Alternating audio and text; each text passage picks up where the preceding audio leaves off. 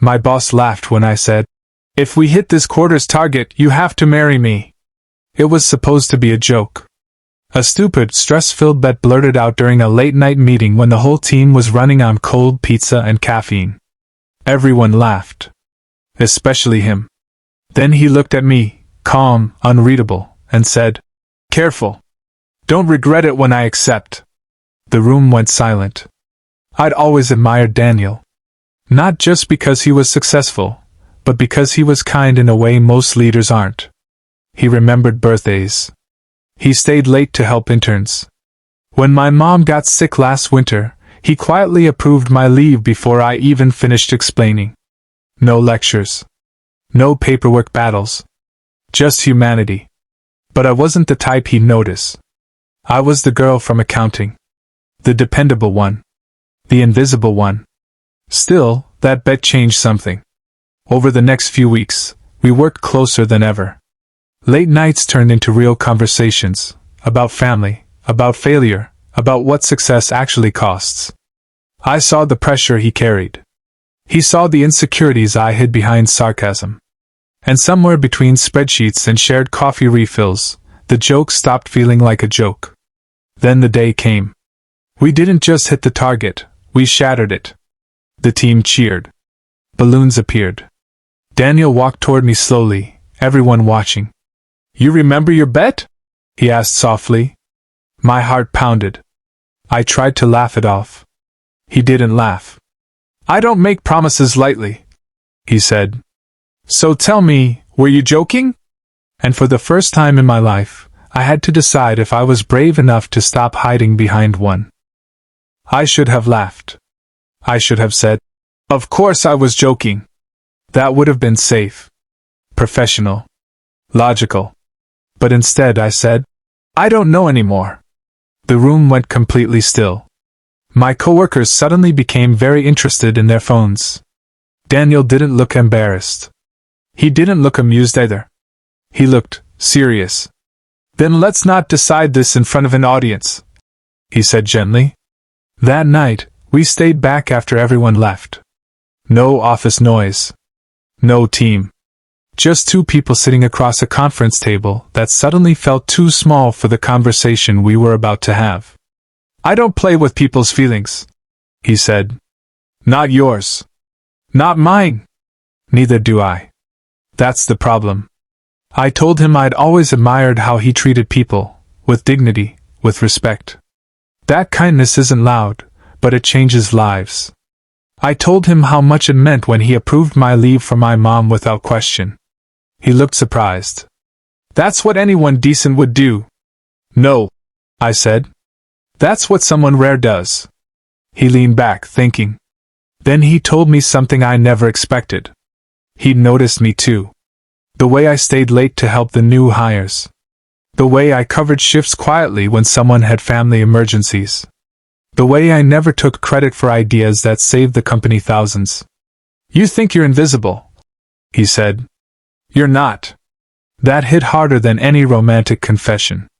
Then he asked the real question. "If we do this, if this becomes real, are you ready for what people will say?" And suddenly, the bet wasn't the scary part. The world's judgment was. People did talk. By Monday morning, the whispers had already started. Some said I was chasing money. Others said he was abusing power. A few called it office drama waiting to explode.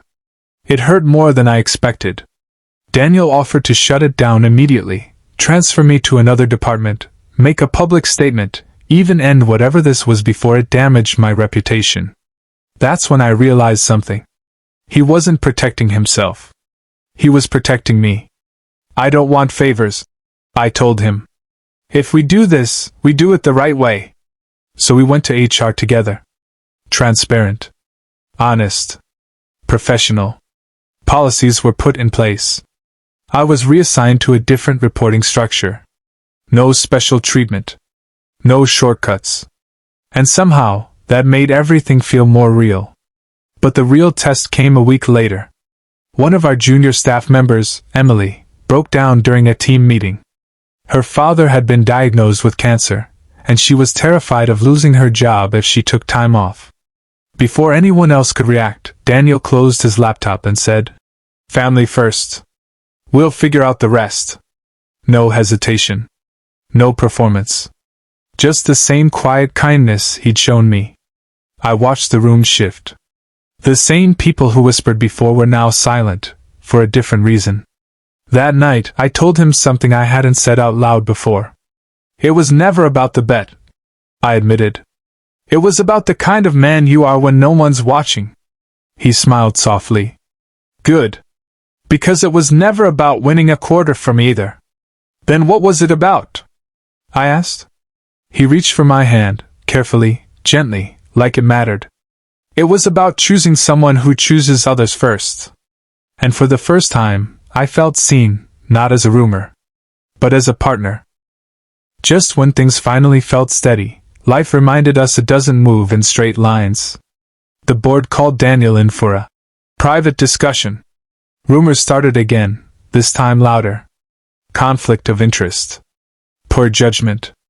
Risk to company reputation. I watched him walk into that meeting alone, shoulders straight, knowing this wasn't about performance. It was about perception. 3 hours later, he came out looking tired, but calm. "They gave me a choice," he said. "Step back as CEO, or end the relationship." My stomach dropped. "You don't have to." He stopped me gently.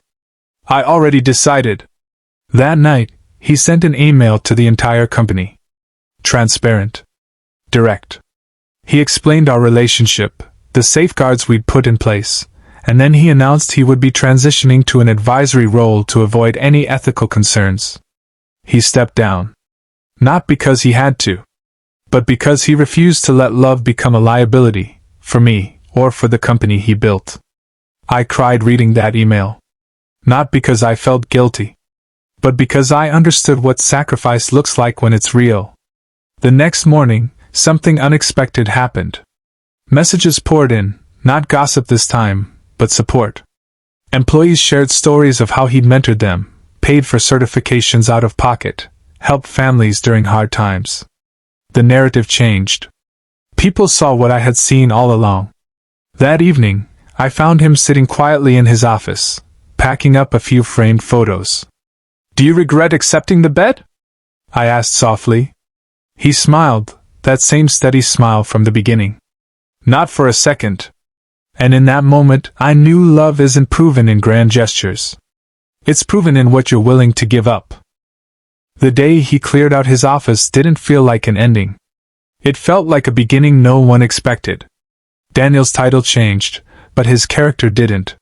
He started mentoring small businesses, helping young entrepreneurs who couldn't afford consultants. No headlines. No spotlight. Just quiet impact. And me? I kept working. Harder than ever. Not to prove the rumors wrong, but to prove to myself that I belonged, with or without his name attached to mine. Months later, at a small charity event supporting families dealing with cancer, Emily walked up to us. Her father was in remission. She hugged Daniel first. Then me. "You both showed me what leadership really looks like," she said. That's when it hit me. This was never a love story about a bold bet. It was about two people choosing integrity when it would have been easier to choose comfort. Choosing transparency when secrecy was tempting. Choosing kindness when judgment was loud. Later that night, under simple string lights in a quiet backyard, not a boardroom, not a stage, Daniel got down on one knee. "No bets this time," he said. "Just certainty." There were no cameras. No applause. Just us. And when I said yes, it wasn't because he had power, or money, or influence. It was because he had proven, again and again, that real strength is measured by compassion. Sometimes the world will laugh at your boldest moments. Let them. Because if you lead with kindness, stand in truth, and love with courage, you'll never regret it when someone says, "I accept."